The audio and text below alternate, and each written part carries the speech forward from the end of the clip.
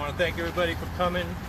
We're at the site of a formerly publicly owned housing project, which is no more.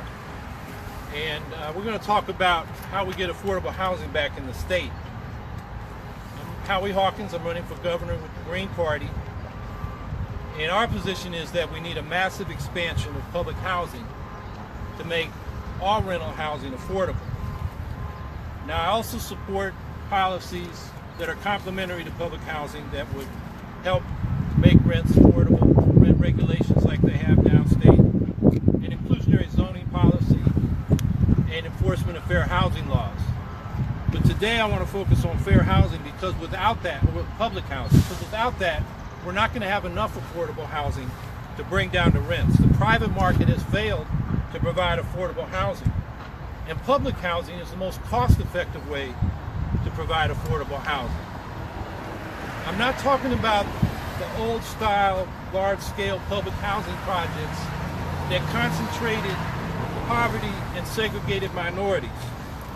Those projects just increased segregation and concentrated poverty. I'm talking about high-quality housing that's mixed income, which will help reduce the segregation, that's humanly scaled on scattered sites, not concentrated in high-rises.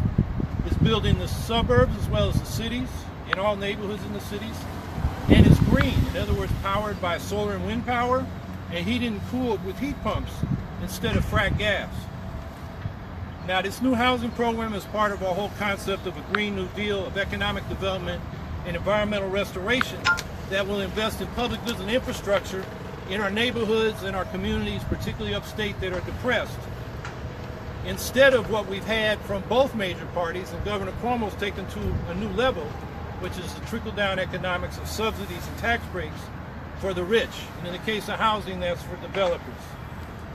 And so this new public housing program will not just be for affordable housing, it'll be a jobs program, it'll be a desegregation program, and it'll be a clean energy program. And the kind of projects we want to create will be an asset to any community in which they will be built and improve the quality of life there. Now, Kennedy Square is an example of what's wrong with Governor Cuomo's housing policies. There's been little affordable housing built, but lots of pay-to-play corruption. In this case, both on this side of the street and on the other side, there was once over 400 units of affordable housing. But no affordable housing has been built since this project was torn down in 2013. But across the street back there, there's high-end apartments going up for the Syracuse community. Rents start at $1,400 a month and go up to $2,500 a month. Those are not affordable to the working class people of Syracuse. 2/3 of the residents of Syracuse rent, and half of them are paying more than the affordability standard of 30% of income. And 1/4 of them are paying more than half of their income just for the rent. And that kind of crisis of affordability is true for states all across the city. Now, Governor Cuomo does have a 5-year, $20 billion housing investment program that he announced in 2016, but it's not creating much affordable housing because almost all the money goes in the form of grants, tax credits, and low-interest loans, instead of going to the municipal housing authorities that can produce this housing much more cost-effectively. These so-called public-private partnerships are rife with corruption. They enrich campaign contributors while doing little to build affordable housing. And the poor management, degradation, and finally destruction of Kennedy Square is a case in point. Core Development got this site from the Empire State Development, which had to take over the project as it degraded, via Upstate Medical University in a no-bid, no-money-down deal. Now, all the principals involved in that deal, David Smith, the former president of Upstate Medical University, Elaine Caballeros, who was once head of the Polytechnic Institute and was Cuomo's chief economic development strategist, Stephen Aiello and Joseph Girardi, principals at the Core Development, and Joseph Percoco, Cuomo's former top aide, have all been caught up in pay-to-play corruption scandals, and they were all involved in the deal, that no bid, no money down deal. Instead of that kind of insider trading, favors for people that make major campaign contributions. Public housing operates for public benefit, not for private profit, and is less susceptible to pay-to-play schemes. The mixed income that we're proposing can be economically self-sufficient because the higher rents that people can afford to pay cross-subsidize the people that need subsidization because they're low income. Building maintenance is based on decisions of long-term maintenance, not short-term investor profits. The staff are union workers with job security, not property managers whose absentee owners want them to keep costs low and profits high. And it gives security to tenants. And municipal housing authorities are much more accountable than private developers. Now we have other opportunities besides this site, which they were going to build, high-end development here, not replace the affordable housing. Right now, project is stalled, obviously. But there are other opportunities here. In the public housing area over by Pioneer Homes, Central Village, McKinney Manor, public housing has a plan when they go to do what they're going to do to 81 to rebuild that area as mixed income, higher density. All the existing tenants can stay, but you bring in professionals and middle income people and desegregate that community and provide the kind of services like public transportation and grocery stores. That's the kind of public housing we need to do. And I support the community option for I-81. There's a lot of land right from here right over to 81 and along that corridor that's going to open up. And that should be a place for the kind of public housing projects that we're talking about. That's what we need to do to break down the race and class segregation in Syracuse, which for cities between 100,000 and 1 million is the highest of any city in that category in the nation. Now the federal government's largely abandoned public housing. Instead, they've gone for these incentives for private developers, and obviously it hasn't worked. And in that vacuum created by federal housing, the state's got to step up. The New York Housing Authority, NYCHA, needs alone $25 billion just to get the mold, the lead paint, the boilers working again. And we want to build on top of that statewide, and so NYCHA investment is just part of a much broader program. And the demand for public housing is high in Syracuse. There are over 3,000 people on the waiting list, and there are only 3,500 public units. People wait for years to get into public housing. And additionally, there are 6,800 people who are trying to get Section 8 vouchers, which also is run through public housing. And that list is also years old. Now, an example of what I'm talking about is done in Europe. Most of those countries, at least 20% of the housing is public housing. In Finland, it's 75%. In the city of Vienna, 60% of the people live in public housing. And because of all that public housing, rents in the private rental market are affordable. By contrast, in the U.S., less than 1% of units are public. So that's where we got to go. And I'll just wrap up by saying, so what went wrong here? Because originally, this was supposed to be mixed income. The original plan, this is under Governor Rockefeller, was 70% middle income, 20% low income, 10% elderly. But the problem is the federal government under Nixon withdrew the subsidies that were used to build this. This was built 100% with public money. They didn't have to borrow. And then the state legislature withdrew $100 million to pay for the bond anticipation notes of the Urban Development Corporation in 1974. Both these things happened in 1974 when the project was completed. And so the UDC went bankrupt. Among other things, big problems in New York City. So this became an exclusively low-income project. And the owners, who were absentee private owners, had a contract to get subsidies from the federal government. But when it ended, as it ended, they neglected maintenance, the project deteriorated. I had extended family living up here in the 90s, and the two towers that were here, they were living there. There's some townhouses over there. These townhouses were abandoned. Rosie Seals, who's right behind me, lived over here back in the 80s. So, as I mentioned earlier, Empire State had taken it over. So the state didn't invest in it. And then they cut this deal with all these crooks who are now facing charges. So that's the kind of housing policy we've got to get away from.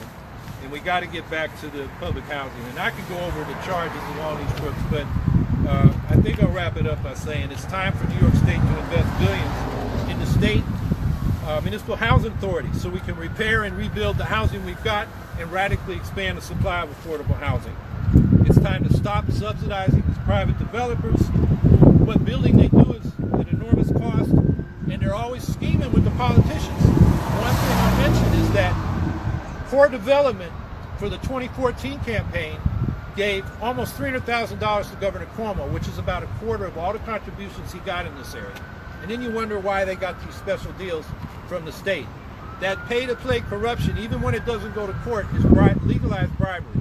And we got to get affordable housing out of that web.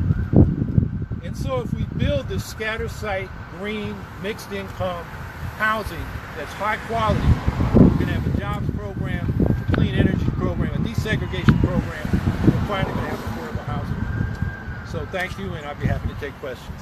So how many of these would you see building in a city like Syracuse where you got 3,000 people on a waiting list? I mean, if you do it all through the state, that's a lot of construction. It's expensive and budget's tight and all that stuff. The budget's tight. Cuomo says he's a progressive who's broke, but he won't tax the rich, including these campaign contributors, including contributors, especially real estate.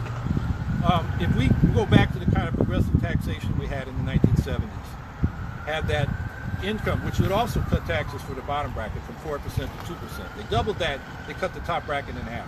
Stock transfer tax, that was $14 billion last year. If you went back to the old brackets for the income tax, it would be $10 billion more. There's $25 billion, and that's recurring year after year. The money's there if the rich pay their fair share. Again, how many of you would you see, let's say in a city like Syracuse, how many apartments would you see? Well, 3,000 people on the waiting list, I think that's the first goal. And then we'll see if the demand increases because there's more units available. I think the number of units over in the area around where the Public Housing Authority is located, I'm trying to remember, I read the report, it's like they have 1,500 or more units there and they want to double or triple that. So you can get a lot of units there. And if we go to community option, there's a lot of units here. We can have mixed income, mixed use development that's high quality right here in prime real estate that runs from here to downtown. And I think that would really improve the quality of life here in the city of Syracuse and all kinds of people. We want to make public housing available to everybody, not just the poor, because then they're ghettoized, they're isolated from services, they tend not to get the public investment, and that's a huge problem in the state. Who do you get to build these projects? You can contract with private companies, but that's... Are you willing to take the risk? What's the risk? They get the contract from the state. I mean, anytime you build, I used to be in that business. You do your bid, you estimate your costs, and then you got to live with what the bid was. Unless you got political connections and you can do cost overruns and still get more money. I was never in that position. But, you know, any construction company, they're building those houses over there, you know, at those high rents. Right. You know, that's the same companies could build affordable housing right here. Is the pay-to-play culture that we've seen tied in with this project, is this an issue across the state mainly because of the way Governor Cuomo and others involved have been doing business? Yes. Governor Cuomo's just taking it to a new level. I mean, instead of like the $5 billion that we got from those bank settlements from ripping people off during the financial crisis in 2008 and putting that into infrastructure, he's handing it out in kind of a way where he controls who gets the money. And that means people bow down to what he wants, and the ones that are campaign contributors tend to get the contracts and the grants and the tax incentives. So all I'm saying is he's taking it to a new level. So, you know, to get away from that, we need public campaign financing when we're doing public goods, things people ought to have a right to, like education, stop the privatization, high-stakes testing in the charter schools, in public housing. It's cheaper, and you get more housing for the same amount of dollars if you build it directly from municipal housing authorities. Public transportation needs investment. That's where that kind of money should go. Not him standing up there like a statewide patronage machine, which just invites contributions so people can get access to that money. And so that's what's got to stop. And it's, you know, we've had over 40 people driven out of office in the state capitol since 2000. And it seems to be the tip of the iceberg. There are more in the pipeline. And as I said earlier, even where you can't catch them in a quid pro quo, it's legalized bribery because the policies reflect who makes the campaign contributions. Do you think if you build these mixed income, you know, you have this goal, but it still would perhaps not stay that way? It still would, you know, you don't want to ghettoize it, but it still would attract minority communities as well. You know what I'm saying? I mean, you try to, you know, make it mixed income, but how do you ensure that it stays that way? I guess. Well, the way to desegregate racially is to desegregate by class. Even though the courts have put, you know, barriers in terms of race-conscious policies, because of the history of this country and the racialized class structure, you integrate by class, you're going to integrate by race. And look, people don't want to live here over by where public housing is now. It's right by downtown, right by University Hill, great location. People don't have to commute from the suburbs and have a car. They can walk to where they want to go. It's a great place to live. And when you deconcentrate the poverty, all those problems of concentrated poverty dissipate. So there'll be safe communities. And Europe has shown how to do this, where they have massive public housing, and people who are poor or unable to earn incomes because they're disabled, or they're a young mother with, you know, just some children to raise, or they're elderly, they live with the middle and upper income people in these public housing projects, and they don't have the kind of problems we've had.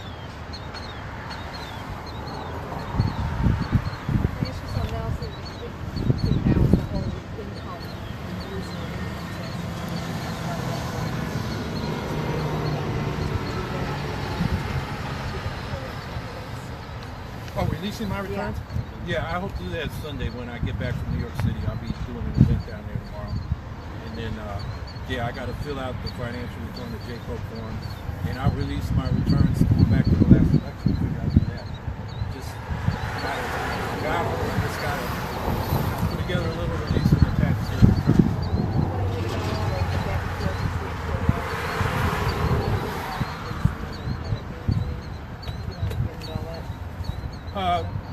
Well, I think Cuomo, since he releases, he's making an issue out of it. I don't think it's so much how much money you got or where you come from, it's where you're going. And people should see your returns so they know if you have any conflicts of interest. But I don't think it's the major issue in this campaign. I think we've got to deal with the deterioration of our infrastructure and housing and transportation, and the policy of depending on frack gas infrastructure instead of renewable energy when we face a climate emergency. Tomorrow I'll be speaking at the cannabis parade.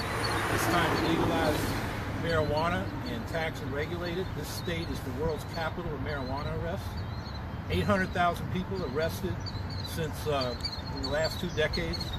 You know, that's almost 1 in 20 people in New York. All kinds of families have been affected. And once you've got that criminal record, it's hard to get into the labor market. It's particularly been imposed on communities of color. There was just a report out last week in New York City about how the police are targeting people of color.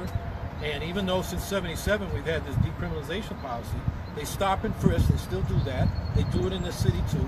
And they say, open your pockets, and if you got a joint, you're in public view, and they arrest you for marijuana. And you know, that's got to stop. We've had mass incarceration. Now, the people with drug addictions, you know, the opioid crisis, they need treatment. It shouldn't be a criminal problem.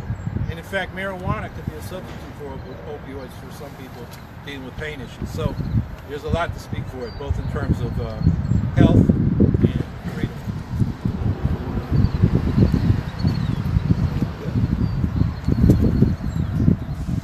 Got 2 minutes copies. There you go. I gave We're not going down to New York. Yeah, I know you're not. I know you're not. That's why I gave it. Thanks.